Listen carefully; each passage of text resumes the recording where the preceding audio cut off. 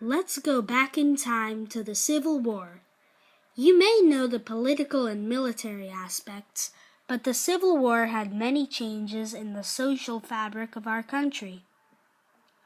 One social change during this time period was the fashion of the era. The fashion of the poor was very different than that of the rich. The poor would generally wear simple, long-lasting clothes. The men wore clothes they could efficiently work in. The women wore simple dresses and tied up their hair in buns and braids. The rich wore fancy, expensive clothes.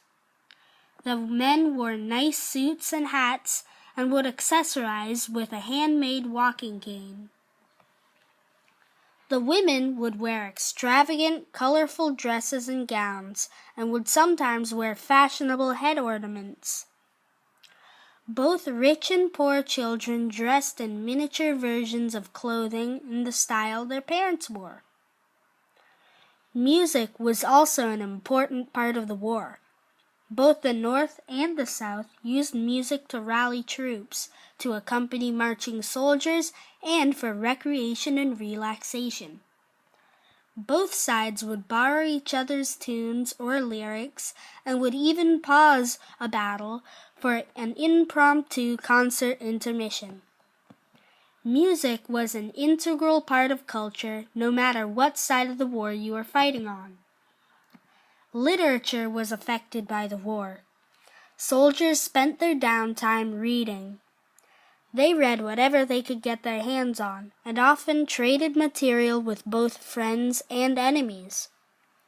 If a soldier couldn't find anything to read, they would write their own stories and articles in camp newspapers.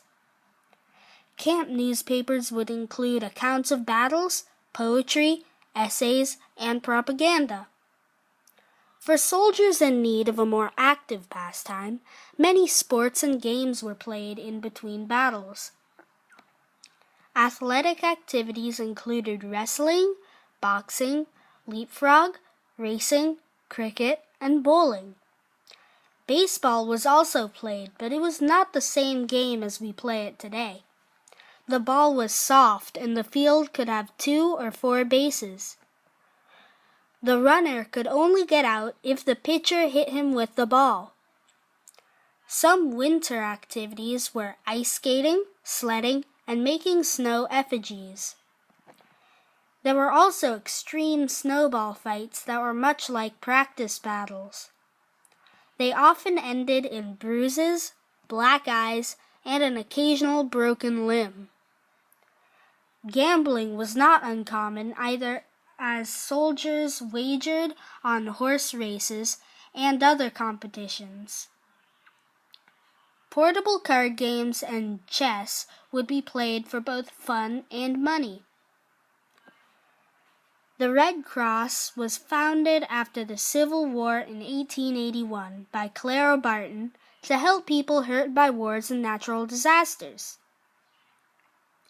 The Red Cross has helped injured Americans during every war since. One of the most important changes was the role of women in the war. Most women helped by working from their home. In the North, women supplied Union troops with everything they needed. They made food, knitted clothes, and raised money for the soldiers.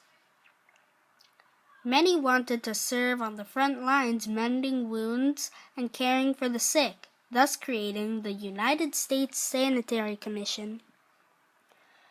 In the South, the women cared for their soldiers the same way, but without all the national programs, because they had less money to use. The slave women had no part in this other than doing their master's work for them. Women who wanted a more active role dressed up as men and fought alongside their husbands and the other soldiers. The pictures that we have seen so far have given us a unique insight into the world of the Civil War era. Photographing the war was very difficult. Photographers had to carry all of their equipment with them. cameras used to be really big and heavy. Also, the pictures were not digital. They were on actual film. That means that the photographer had to transfer the photographs onto paper in a darkroom using special chemicals. This is a lot of stuff to put on a wagon and carry through the mayhem and carnage of a war. But their hard work did not go unnoticed. Photographs reveal the true horror of war to those lucky enough not to be participants. The capturing of soldiers in photographs, both dead and alive, help us respect who fought for what they believed in. Thank goodness that the photographers of the day did not only capture the heroes and atrocities of the Civil War, but also the changing social aspects of a country in conflict. When Johnny comes marching home again, hurrah, hurrah, we'll give him a hearty welcome then, hurrah, hurrah. The men will cheer and the boys will shout, the ladies they will all turn out and we'll all feel gay when Johnny comes marching home.